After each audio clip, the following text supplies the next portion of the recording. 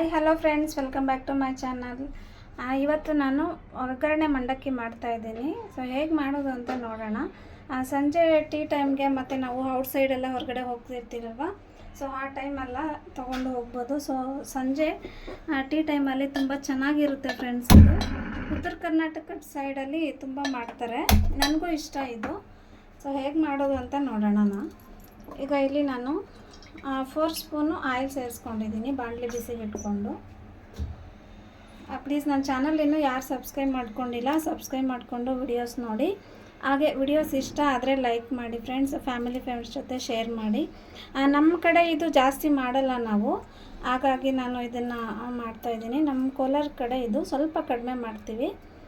So ನನ್ನ ಕೋಲಾರ ಫ್ರೆಂಡ್ಸ್ಗೆಲ್ಲ ಇದು ಇಷ್ಟ ಆಗುತ್ತೆ. ಸೊ ಹಾಗಾಗಿ ವಿಡಿಯೋ ಮಾಡ್ತಾಯಿದ್ದೀನಿ. ಖಂಡಿತ ಇಷ್ಟ ಆಗುತ್ತೆ ನಿಮಗೂ ಅಂತ ತಿಳ್ಕೊಂಡಿದ್ದೀನಿ. ನೋಡಿ, ಎಣ್ಣೆ ಚೆನ್ನಾಗಿ ಕಾದಿದೆ. ಈ ಟೈಮಲ್ಲಿ ನಾನು 1 ಕಪ್ಪು ಕಡಲೆಬೀಜ ತೊಗೊಂಡಿದ್ದೀನಿ. ಕಡಲೆಬೀಜನ ಚೆನ್ನಾಗಿ ಎಣ್ಣೆಯಲ್ಲಿ ಫ್ರೈ ಮಾಡ್ಕೊಳ್ಳೋಣ. ಇದು ಕಡಲೆಬೀಜ ಎಷ್ಟು ಚೆನ್ನಾಗಿ ಎಣ್ಣೆಯಲ್ಲಿ ಫ್ರೈ ಮಾಡ್ಕೊತೀವೋ ಆ ರುಚಿನೂ ಅಷ್ಟೇ ಚೆನ್ನಾಗಿರುತ್ತೆ. ಮೇಯ್ನ್ ಇದರಲ್ಲಿ ಕಡಲೆಬೀಜ ಟೇಸ್ಟು.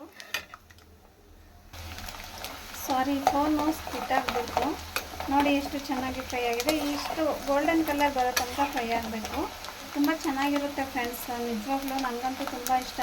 ಮಳೆಗಾಲದಲ್ಲಿ ಈ ಥರ ಮಾಡ್ಕೊಂಡು ತಿಂದರೆ ತುಂಬ ಚೆನ್ನಾಗಿರುತ್ತೆ. ಈಗ ನಾನು ಹುರಿಗಡಲೆ ಸೇರಿಸ್ತಾ ಇದ್ದೀನಿ, ಅದನ್ನು ಸಹ ಎಣ್ಣೆಯಲ್ಲಿ ಚೆನ್ನಾಗಿ ಫ್ರೈ ಮಾಡ್ಕೊಳ್ಳೋಣ. ನೀವು ಖಂಡಿತ ಟ್ರೈ ಮಾಡಿ.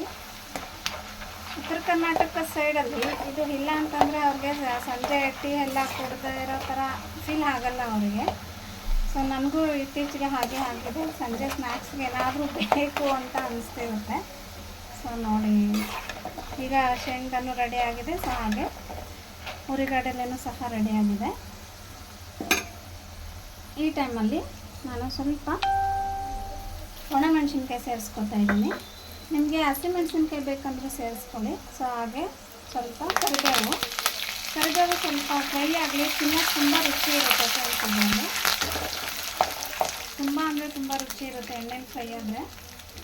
ಸೊ ನೋಡಿ, ಹಾಗೆ ಬೆಳ್ಳುಳ್ಳಿ ಮತ್ತು ಸ್ವಲ್ಪ ಒಣ ಕೊಬ್ಬರಿ ಸೇರಿಸ್ಕೊತಾ ಇದ್ದೀನಿ. ಅದನ್ನು ಸಹ ಒಣ ಕೊಬ್ಬರಿ ಮತ್ತು ಬೆಳ್ಳುಳ್ಳಿ ಎಲ್ಲ ಇದು ಎಣ್ಣೆಯಲ್ಲಿ ಫ್ರೈ ಆದರೆ ನಿಜದಲ್ಲಿ ನನಗೆ ಇದರಲ್ಲಿ ತುಂಬ ಇಷ್ಟ ಈ ಥರ ತಿನ್ನೋದಕ್ಕೆ. ಎಣ್ಣೆಯಲ್ಲಿ ಫ್ರೈ ಆಗಿರೋ ತಿನ್ನೋದಕ್ಕೆ ತುಂಬ ಇಷ್ಟ. ಹಾಗೆ ಒಂದು ಬೇರೆ ಫ್ಲೇವರ್ ಕೊಡುತ್ತೆ ಮಂಡಕ್ಕಿ ಎಲ್ಲ. ನೋಡಿ, ಚೆನ್ನಾಗಿ ಎಣ್ಣೆಯಲ್ಲಿ ಫ್ರೈ ಆಗಿದೆ. ಇಷ್ಟು ಫ್ರೈ ಆಗಬೇಕು ನೋಡಿ, ಆಗಿದೆ. ಇದಕ್ಕೆ ಈಗ ನಾನು ಸಾಲ್ಟ್ ತೊಗೊಳ್ತಾ ಇದ್ದೀನಿ. ನೋಡಿ, ರುಚಿಗೆ ತಕ್ಕಷ್ಟು ಉಪ್ಪನ್ನು ಸೇರಿಸ್ಕೊಳ್ಳೋಣ. ನಾನಿಲ್ಲಿ 1 ಸ್ಪೂನ್ ಉಪ್ಪು ತೊಗೊಂಡಿದ್ದೀನಿ. ನಿಮಗೆ ಎಷ್ಟು ಬೇಕು ನೋಡಿಕೊಂಡು ತೊಗೊಳ್ಳಿ. ನಾನು ಚಿಲ್ಲಿ ಪೌಡರು ಹಾಕ್ಲಿಕ್ಕೆ ಮೆಣಸಿನ್ಕಾಯಿ ಹಾಕಿದ್ದೀನಲ್ವ, ಸೊ ಹಾಗಾಗಿ ಈಗ ಚಿಲ್ಲಿ ಪೌಡರು ಸ್ವಲ್ಪ ತೊಗೊಂಡಿದ್ದೀನಿ, 1/2 ಸ್ಪೂನ್ ತೊಗೊಂಡಿದ್ದೀನಿ. ಈಗ ಅರಿಶಿಣ 1/2 ಸ್ಪೂನ್ ಅರಿಶಿಣ ತೊಗೊಂಡಿದ್ದೀನಿ. ಎಲ್ಲವನ್ನು ಸೇರಿಸಿ ಒಂದು ರೌಂಡು ಮಿಕ್ಸ್ ಕೊಡೋಣ, ಆಯಿತಾ? ನೋಡಿ, ಎಲ್ಲ ಒಂದು ರೌಂಡು ಮಿಕ್ಸ್ ಆಯಿತು. ಈಗ ಮೈನ್ ಮಂಡಕ್ಕಿ ಸೇರಿಸೋಣ. ಎಣ್ಣೆಯಲ್ಲಂತೂ ಫ್ರೈ ಆಗಿರೋದಪ್ಪ ತುಂಬ ರುಚಿ ಇರುತ್ತೆ. ನೋಡಿ, ಸಪ್ಪೆ ಮಂಡಕ್ಕಿ ಇದು. ಸಪ್ಪೆ ಮಂಡಕ್ಕಿ ತುಂಬ ಚೆನ್ನಾಗಿರುತ್ತೆ. ಈಗ ಮಂಡಕ್ಕಿನ ಸೇರಿಸ್ಕೊತಾ ಇದ್ದೀನಿ.